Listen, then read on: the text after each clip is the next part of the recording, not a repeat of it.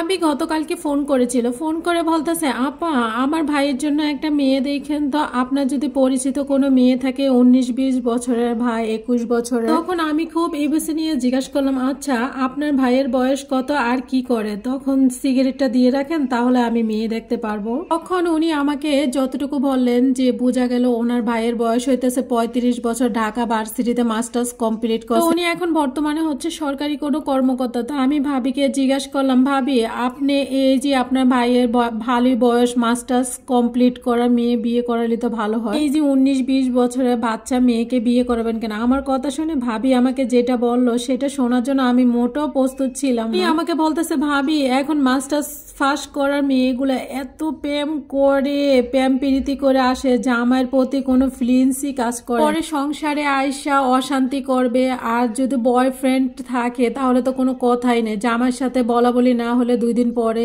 এক্সের সাথে চলে যায়। তারপর সে আমাকে শোনালো তার নাকি কোন খালাতো ভাইয়ের নাকি এরকম মাস্টার্স কমপ্লিট করা মেয়েকে বিয়ে করেছিল, মেয়ে নাকি খুব সুন্দরী ছিল, 2 দিন পরে নাকি সংসারে মোলামলি হয় না, অশান্তি, কিন্তু ওই ছেলের সাথে সংসার করবে না, পরে এক্স বয়ফ্রেন্ডের সাথে বাগছে। কি হয়েছে আপাকে জিজ্ঞেস করলাম আপা আপনি তো মাস্টার্স ফার্স্ট করছেন কলেজ থেকে, আপনি মাস্টার্স ফার্স্ট করে বিয়ে করেন নাই, সংসার করতেছেন না জামাইয়ের? এখন আমাকে বলতেছে আফা আমাদের সময় যে যুগ গেছে ওই যুগে মাস্টার্স পাস করা মাইয়ারা প্রেম প্রীতি ছাড়া পাওয়া যেত, আর এই যুগে মাস্টার্স পাস মেয়েদের প্রেম প্রীতি ছাড়া পাওয়া যায় না। যাক আপার কথা শুনে না আমি সকাল থেকে ঘুম থেকে শুনে আমার পেজ থেকে আপুকে ব্লক মারছি। গল্প তো আপনাদের সাথে আমার শেয়ার করতে হবে। আসলে সত্যি কথা কি জানেন, আমরা একজন দুইজনকে দেখে এখন সবাইকে সার্চ করে ফেলি, এই জিনিসটা খুবই দুঃখজনক। যাই হোক গল্প বলতে বলতে আপনাদের সাথে আমি আবার অনেক কাজ করে ফেলছি। আসলে মিষ্টি কুমড়া ভাজি করে ফেললাম আজকে, খুবই সকালে ঘুম থেকে উঠছি, আসলে সারাটা রাত্র ঘুমাতে পারিনি কেন জানি, ছেলেটা কালকে রাতে শুতে শুতে রাত্রে অনেক লেট হয়ে যায়, তার ভিতরে হয়েছে ছেলেটা ঘুমাতে চায় না, রাতে 3টা-4টা বেজে যায় ঘুমাতে ঘুমাতে, তার ভিতরে কালকে অনেক বেশি ঝালাইছে ও,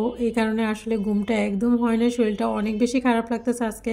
এখানে আমি রুই মাছগুলো ফ্রাই করে নিছি, আর রুই মাছগুলো কিন্তু একটু কড়া করে ফ্রাই করে রান্না করলে কিন্তু অনেক বেশি ভালো লাগে। তো এখানে আমি রুই মাছ রান্না করবো আজকে আমি আলু দিয়ে। যাই হোক এই তরকারিটা কিন্তু আমারও পছন্দ না, আমার হাজবেন্ডেরও পছন্দ না, আমার বড় ছেলের পছন্দ, তো ওর পছন্দ অনুযায়ী রান্না করে। আসলে বাচ্চাদের পছন্দ খাবারগুলো যদি বাসা থাকে তাহলে টেনশন করা যায় না, আর নিজেরা যেটা ইচ্ছে সেটা দিয়েই খাওয়া যায়। এই তরকারিটা রান্না করবো, ওর বাবা এটা লবণও দেখবে না এরকম অবস্থা। তো যাই হোক এখানে আমি আলুগুলা দিয়ে দিছি, আর আলুগুলা কিন্তু আমি সবসময় এভাবে একদম ফ্রাই করে রান্না করি, এভাবে রান্না করলে অনেক বেশি ভালো লাগে। আলুগুলার সাথে আমি লবণ আর হলুদ দিয়ে দিছিলাম, পরে বাকি যা মশলা ছিল সবকিছু দিয়ে পরিমাণ মতো ঝোল দিয়ে দিছিলাম, তারপরে ব্লক চলে আসছে। এখন মাছগুলা দিয়ে দিছি, ওই যে বললাম আজকে শরীরটা বেশি একটা ভালো ছিল না, তো রান্না করার সময় দেখি মরিচের গুঁড়া নাই, তো যেহেতু একটু ঝালটা কম হয়েছে আমি কয়েকটা কাঁচামরিচ উপর থেকে দিয়ে দিলাম। টমেটো দেওয়ার কারণে তরকারি কালারটা কিন্তু অনেক সুন্দর হয়েছে না। এই তরকারিটা আমার বড় ছেলে মাশাআল্লাহ অনেক বেশি পছন্দ করে, এটা হলে আর কিছু লাগে না। আজকের মতো এই পর্যন্ত, সবাই ভালো থাকবেন, আল্লাহ হাফেজ।